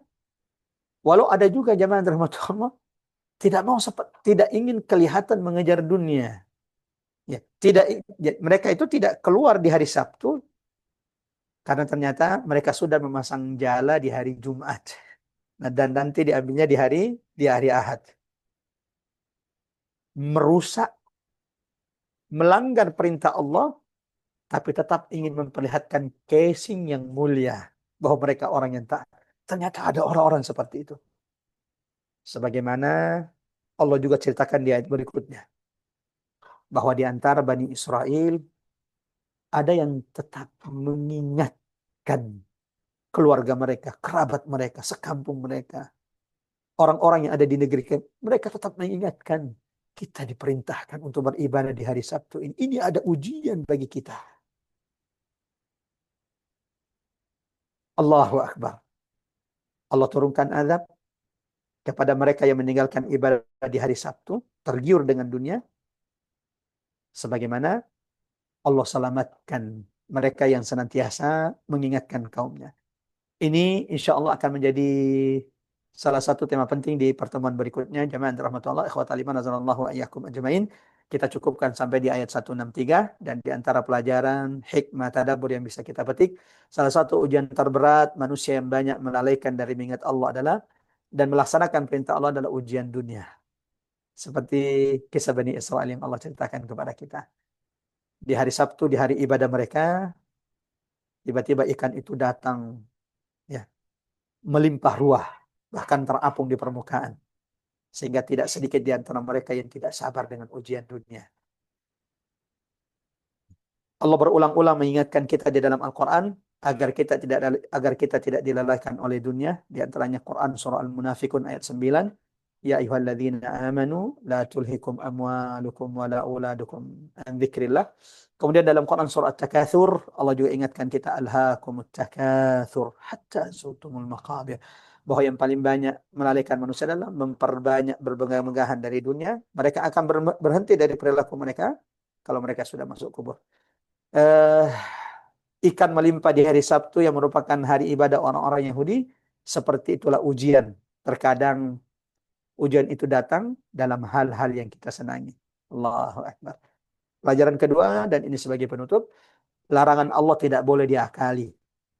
Seperti orang-orang Yahudi mengakali syariat dan larangan Allah, maka Allah pun menimpakan azab yang pedih kepada mereka. Tadi sudah kita jelaskan seperti apa diakalinya, ya. Dan ada orang-orang seperti itu. Allah tidak ceritakan jemaah kisah Bani Israel ini kecuali sifat perilaku ini terjadi di tengah-tengah kita. Ada orang yang terang-terangan tidak malu lagi mengejar dunia, ya. Malah menghalalkan segala cara walau dilarang oleh Allah, judi online, ya. Kemudian keuntungan judi online diberangkatkan 40 orang umroh. Ada juga orang ingin tetap terlihat suci, ingin terlihat tetap mulia, tapi ternyata mereka juga melakukan pelanggaran terhadap syariat Allah. Mereka melakukan tipu daya. Ini seperti orang-orang munafik. Dan di tengah-tengah kita juga ada orang-orang seperti ini. Sebagaimana Allah katakan di ayat berikutnya, dan itu akan jadi pembahasan kita, ada orang-orang yang senantiasa tetap mengingatkan umat manusia agar senantiasa mengingat Allah, agar tidak terlalaikan oleh dunia. Sayangnya itu tidak banyak. Dan di antara Bani Israel ada orang-orang yang seperti itu. Dan Allah katakan, ketika Allah timpahkan azab kepada mereka yang melanggar di hari Sabtu, Allah selamatkan mereka yang senantiasa mengingatkan. Apa hukum yang Allah timpahkan kepada mereka? Akan kita bahas insya Allah. Dan siapa saja yang diselamatkan Allah juga akan kita bahas di pertemuan selanjutnya. Mudah-mudahan apa yang kita bahas hari ini memberikan ilmu bermanfaat, tazkirah, peringatan, pelajaran, serta nasihat terbaik bagi siapapun yang mengikuti tadabbur pada siang hari ini. Wassalamualaikum warahmatullahi wabarakatuh. Dan semoga apa yang kita lakukan pada siang hari ini, Bapak-Bapak, Ibu-Ibu yang dirahmati menjadi pemberat timbangan mizan kita kelak di sisi Allah Subhanahu wa taala. Dan semoga duduknya kita bertadabbur seperti yang Allah perintahkan di beberapa ayat dalam Quran. Quran surah An-Nisa, Quran surah Muhammad, Quran surah Sad. Kitabun anzalnahu ilaika mubarakun liyadabbaru ayatihi. Quran itu kitab yang penuh dengan keberkahan agar ayat-ayatnya senantiasa direnungi, senantiasa ditadabburi. Mudah-mudahan apa yang kita lakukan siang hari ini di antara amalan yang akan membuat kita tersenyum kelak di hadapan Allah Subhanahu wa taala. Allahumma amin. Allahumma amin ya rabbal alamin. Seperti biasa sebelum kita mendoakan saudara kita yang sakit dan sebelum kita buka sesi tanya jawab, kita sama-sama tutup dulu majelis ini dengan membaca surah Al-Asr, kemudian doa kafatul majelis. Sama-sama kita baca. A'udzubillahi minasyaitonirrajim. Bismillahirrahmanirrahim. Wal 'asr innal insana lafi khusr illa alladziina aamanu wa 'amilus shalihaati wa tawassaw bil haqqi wa tawassaw bis sabr. Kita tutup dengan doa kafatul majelis. Subhanakallahumma bihamdik asyhadu an la ilaha illa anta nastaghfiruka wa natubu ilaik. Wa sallallahu ala Muhammad wa ali Muhammad walhamdulillahirabbil alamin. Wassalamualaikum warahmatullahi wabarakatuh. Majelis sudah ditutup, insyaallah pahala sudah disempurnakan. Kalau di antara jamaah ada yang punya hajat, tafadhal. Khususnya saudara-saudara teman-teman yang berada di daerah timur Sulawesi apalagi Papua, waktu asar sudah menjelang, bahkan Papua mungkin sudah selesai. Silakan saya kembalikan kepada Mbak Ari. Tafadhal Mbak Ari. Terima kasih Ustadz. Silakan Bapak dan Ibu yang ingin bertanya bisa langsung raise hand atau unmute. Assalamualaikum. Silakan Bu Ani. Waalaikumsalam warahmatullahi. Silakan Bu Ani. Saya mau tanya, mungkin udah sebelumnya ya disampaikan itu Allah membagi kaum Musa dengan 12 suku itu kan ada Ya, yang beriman dan tidak ya Ustadz ya dari dalam 12 ya, suku itu. Kemudian yang saya ingin tanyakan ini ini pembagian ini setelah setelah kaum Musa, kaum Nabi Musa itu tersesat di padang tih atau gimana Ustadz yang 40 tahun itu? Kapan gitu itu? ya. Mana duluan? Masya Terima kasih Allah. Ustadz. Masya Allah. Barakallahu fiik, Mbak Ani, atas pertanyaannya. Bani Israel itu terbagi menjadi 12 suku. Ya, berdasarkan jalur keturunan mereka dari 12 anak putra Nabi Yakub alaihissalam, Israel. Sampai kemudian di masa Nabi Musa. Jadi kan dari Nabi Yusuf ini sudah 12 orang nih. 12 orang ini punya keturunan, punya keturunan, punya keturunan, punya keturunan, punya keturunan, tapi masih bercampur baur satu sama lainnya. Sampai kemudian mereka diselamatkan Nabi Musa dari kejaran Firaun menuju Baitul Maqdis. Ya. Ketika Allah melihat karakter Bani Israel, ya, yang membangkang dan itu akan menyulitkan Nabi Musa alaihi salam, dan itu akan menjadi sebab perpecahan di antara mereka jika tidak diatur makan mereka, tidak diatur minum mereka sesuai dengan kabilah-kabilah mereka, maka Allah memerintahkan kepada Nabi Musa untuk menempatkan Bani Israel itu, ya, mengelompokkan Bani Israel itu sesuai dengan suku-suku mereka. Yang 12 orang itu yang merujuk kepada 12 anak dari Nabi Yakub alaihi salam. Jadi seperti itu kira-kira penjelasannya. Wallahu a'lam bishawab. Bahkan sampai ketika mereka meminta minum kepada Nabi Musa, Allah perintahkan Nabi Musa memukul batu yang mata airnya itu juga terbagi menjadi 12 bagian. Sesuai dengan jumlah suku itu agar mereka tidak bertengkar, agar mereka tidak berebutan air minum. Mengingat memang ya kondisi mereka saat itu yang senantiasa berjalan, tidak punya sumur masing-masing, sehingga ketika mereka haus ya mata air yang memancar dari batu itulah yang kemudian menjadi sumber mata air setiap kabilah. Wallahu a'lam bishawab. Silakan Mbak Ari atau Ustaz, yang maksudnya lain. hubungannya dengan yang tersesat 40 tahun itu Ustaz, itu Ya, beda betul. ceritanya. Yang 12 orang, jadi semua kabilah yang 12 orang ini Hmm. itu tergabung dalam umat Nabi Musa, semua dipimpin oleh Nabi Musa dan semuanya diperintahkan untuk masuk ke Baitul Maqdis. Sayangnya Yahudi Bani Israel yang hidup di masa Nabi Musa itu masih generasi-generasi yang bebal, generasi-generasi yang ngeyel tadi. Meninggal Nabi Musa, terus kemudian Yahudi yang bebal-bebal ini kemudian meninggal, yang muncul adalah keturunan-keturunan mereka, mulailah membaik keturunan-keturunan mereka dari 12 suku ini. Setelah muncul generasi yang baik, maka Allah kirim kepada mereka seorang nabi yang bernama Yusha ibn Nun. Di bawah pimpinan Yusha bin Nun inilah akhirnya Bani Israel itu masuk pertama kalinya ke Baitul Maqdis. Jadi seperti itu. Wallahu a'lam bishawab. Silakan. Ya Ustadz, terima kasih Bu Ani. Menyambung tadi pertanyaan Ya, Bu Ani, silakan. berarti yang 12 suku itu eh, nggak ada yang beriman sama sekali, atau mungkin yang beriman kalah suara dengan yang nggak beriman, atau gimana Ustadz? Karena kan kalau kita eh, balik lagi ke Ya, anak-anaknya Yakub itu, Nabi Yakub itu kan salah ya, satunya ada Nabi Yusuf ya. Nah, Nabi Yusuf ya, itu sebenarnya keturunan dia kan beriman ya, Ustadz. ya. Tapi yang dominan di bawah kepemimpinan Nabi Musa itu, yang dominan justru yang nggak beriman gitu, yang bebal Ya, tadi ya. betul. Betul. Yang dominan itu, yang kuat itu malah yang tidak, yang bebal. Ya. Akan tetapi Allah juga mengatakan, Allah tetap mengatakan bahwa di antara mereka itu seperti di ayat 159 surah Al-A'raf, wa min qaumi Musa ummatu yahduna bil haq. Di antara mereka ada yang tetap mengajak, menunjukkan manusia kepada di atas kebenaran dan senantiasa berlaku adil. Sebagaimana nanti insya Allah akan kita bahas bahwa tidak semua Bani Israel itu meninggalkan ibadah di hari Sabat. Di antara mereka ada yang tetap mengingatkan.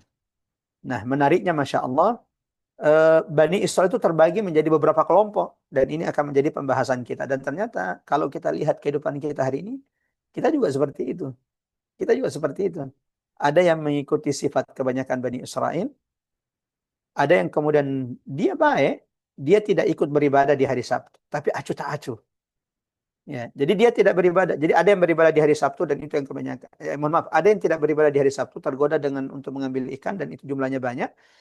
Ada yang kemudian melakukan tipu daya. Jadi dia tetap beribadah, tapi ternyata diam-diam dia juga maling, dia juga korupsi. Ya. Kemudian ada orang, zaman rahmat Allah, dia baik, dia sholat, tapi dia biarkan kemudian saudaranya tenggelam dengan dunia. Dia hanya sibuk memikirkan dirinya bagaimana dia masuk surga, yang lain tersesat, tidak masalah bagi saya, dan itu nggak ada urusannya juga dengan saya. Sebagaimana ada Bani Israel, Masya Allah, senantiasa mengingatkan dan itu disanjung oleh Allah. Nah, seperti apa akhirnya kelompok-kelompok ini itu dijelaskan di ayat berikutnya. Jadi ini Masya Allah masih melanjutkan tentang eh, orang-orang Bani Israel yang tinggal di negeri di dekat laut. Seperti itu kira-kira Mbak Ari. Wallahu a'lam bishawab. Dan kisah ini Allah ceritakan kepada kita agar menjadi pelajaran penting bagi kita. Ya, Jangan sampai berarti sifat kita mengaku umat Nabi, tapi kok sifat kita lebih mirip Bani Israel ya. iya. Kalau Ber- ceramah itu, kalau ceramahnya menyenangkan, sesuai dengan hawa nafsu kita ambil. Tapi kalau kemudian perintah Allah, nasihat Nabi, petunjuk Nabi tidak sesuai dengan hawa nafsu, kita tinggalkan, apa bedanya kita dengan Yahudi? Kalau setuju dengan Nabi, diikuti, kalau tidak, dibunuh Nabi tersebut. Nah, Allah ceritakan itu sebagai pelajaran penting bagi kita umat Nabi Muhammad agar tidak melakukan kesalahan yang sama dengan mereka. Ya. Eh, Silakan Mbak Rik kalau masih ada, mengingat sudah menjelang asar untuk bonek. Ya, berarti beriman dan beribadah dengan taat kepada Allah itu nggak cukup ya Ustadz, harus amar Betul. ma'ruf nahi mungkar tadi ya. Ya, dan ingat di ayat pertemuan sebelumnya kita sudah jelaskan bahwa salah satu sifat pengikut Nabi Muhammad yang dijelaskan dalam Taurat dan Injil, ya'muruna bil ma'ruf wa yanhahum 'anil munkar.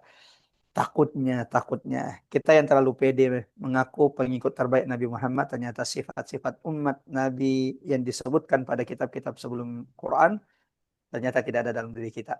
Pentingnya tadabbur, pentingnya terus memuhasabah diri kita dengan ayat-ayat Allah. Semoga Allah senantiasa menjadikan Quran ini petunjuk bagi kita agar kita menjadi pribadi-pribadi yang bertakwa kepada Allah Subhanahu wa taala.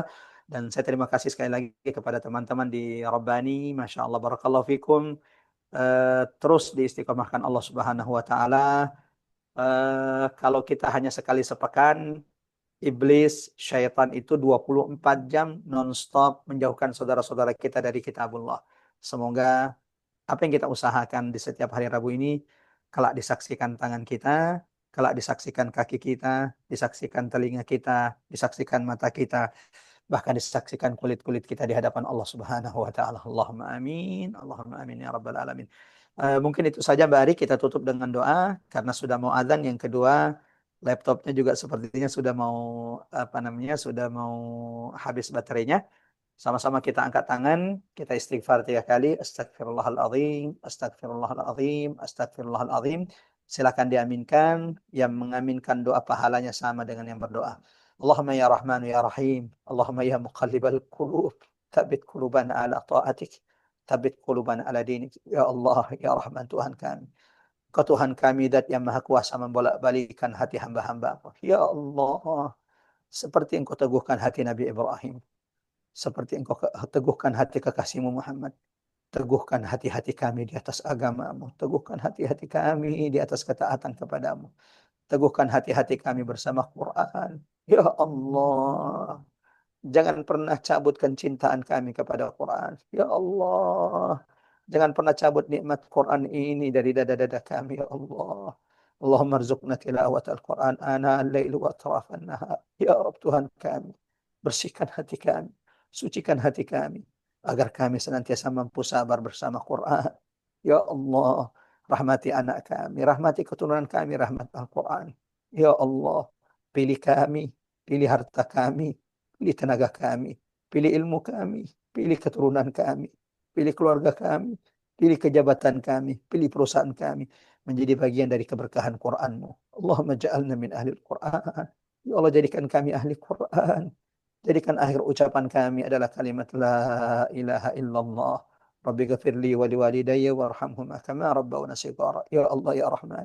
Jika duduknya kami di majelis ini ada kebaikan, ada keberkahan, jadikan kebaikan, keberkahan itu cahaya di kuburan orang tua kami saat ini. Siapapun yang orang tuanya sudah wafat, ya Rabb, ampunkan dosa-dosa mereka. Jadikan kuburan mereka taman dari taman surgamu, ya Allah. Terangi kuburan mereka dengan doa-doa dan istighfar kami untuk mereka. Untuk orang tua mereka yang masih hidup, ya Allah, mampukan saudara kami untuk senantiasa berbakti kepada kedua orang tuanya. Membuat mereka tersenyum, berbakti selama mereka masih hidup. Ya Allah, jadikan orang tua kami sebagai pintu surga pertengahan bagi kami. Rabbana atina fid dunya hasanah wa fil akhirati hasanah wa qina adzaban.